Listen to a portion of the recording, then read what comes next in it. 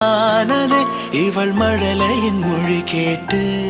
ஓ தாயாக தந்தை மாறும் புது காவியம்.